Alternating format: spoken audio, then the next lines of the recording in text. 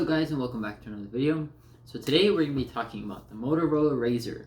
As you guys know, it's already coming out soon, and let's just say there's a lot of things that I've seen and I've heard and I saw videos on that isn't really being covered by news outlets for whatever reason, and that is basically talking about how good the phone handles flipping, opening and closing, creaking, screen actually working and functioning, like all these things.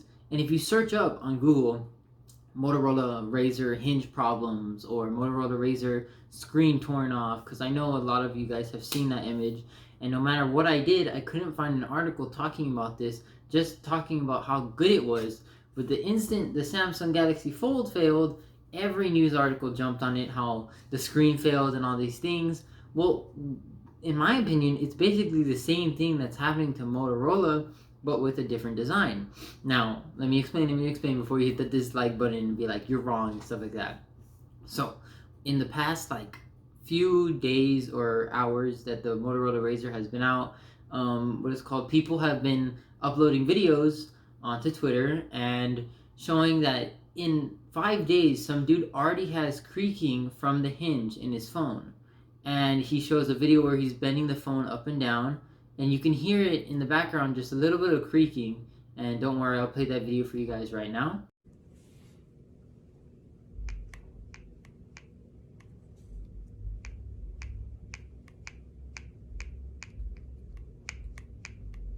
Yeah, so that video shows how basically, I guess you could say the hinge is foolproof, quote unquote, like they were saying. But in the video, it shows that it's really not. And a lot of pictures have been coming out showing broken down Motorola Razrs in stores. For example, this tweet I saw in the replies to the one of the creaking hinge showed a video of a dude going to this to whatever store he was at, and showing a Motorola Razr just basically really in a bad condition with the hinge part all blacked out. Now, this could be because someone just beat the heck out of it and destroyed it on purpose. But as you see on the screen doesn't have any cracks or damages. So in my opinion, it does look like it was the hinge's problem. Maybe they were opening and closing it too hard or something like that. There's a lot of things we don't know about that video, but it just shows how, I guess, easily breakable this phone is at the moment. And a lot of people aren't talking about it for whatever reason, whatever the case might be. But I just wanted to bring light to this situation, just in case you guys are wondering if you should buy a Motorola Razr with the huge price tag of $1,500. So now that we've seen all the hinge and it's breaking and stuff like that, well, what does Motorola have to say? Well, they made a video talking about how to protect and take care of your Motorola Razr. And it's basically the Galaxy Fold all over again. Don't do this, don't do that, don't put a screen protector on it, don't do this, don't do that, all these things. But the main thing that really stood out to most people, and to me, I did see an article about this one actually, so that was cool. One article about this was the fact that bubbling in the screen, or bumps and lumps in the screen, is normal. Yeah, that's what they said. They said it's normal. Why is it normal? That does not seem like it's normal. You shouldn't have a phone that gets lumps in the screen. That's just dumb. Why would you release a product knowing that you can get lumps in the screen? To me, that's already a negative point to this phone. I wouldn't want to buy a phone that in maybe the next few months I'll start getting lumps in my screen. And there's even a picture showing from Mark's Tech, he put it on Twitter, showing that you can lift the screen up from the hinge part of the phone, and it has a big space, and that's probably where the lumps come from, because that place isn't covered, and you can gently lift it up, like it's a normal part of the phone. And that's just very disappointing to me.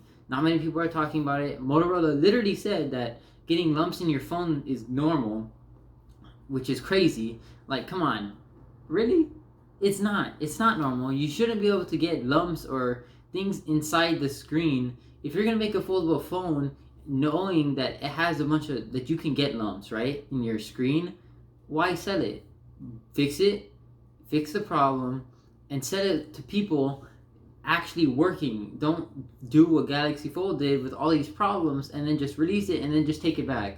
Well, I mean, it wasn't released yet, but it got into the reviewers' hands and it just got screwed over and then they sent it back and they refixed it, right? We don't want that to happen with the Motorola Razr. A lot of people don't, but sadly, it's like the route that it's bound and destined to take with all these problems that have been coming out. But so far, no news articles have been talking about it for whatever reason. I don't know why. A lot of people are thinking about getting this phone, so you think that people would want to know about the problems that this phone has, and that is why I created this video. Now, all these problems may happen to more than one person or may not happen to more than one person. We don't know, but judging by all these things that are coming out, like retail phones have been getting destroyed recently. This dude's phone that he's only had for 5 days has had creaking in his hinge. Now, there could be variables that we don't know, that basically we don't know of, but at the same time, these problems are still occurring. And if they're still occurring, that means something's wrong with the phone and they need to address this. But yeah, anyways, that's pretty much it for this video. I just want to talk about the big major problem that Motorola has with its folding phone, and that is basically the screen. Let me know what you guys think about it in the comments down below. Is this a big factor to you guys, getting lumps in your screen? Does this actually matter to you? Or are you still going to buy this phone regardless of how bad the screen is and how many problems it has? Anyways, if you are new to my channel, it would mean a lot to me if you could like and subscribe for more content like this in the future. And I'll see you guys in the next video. Peace.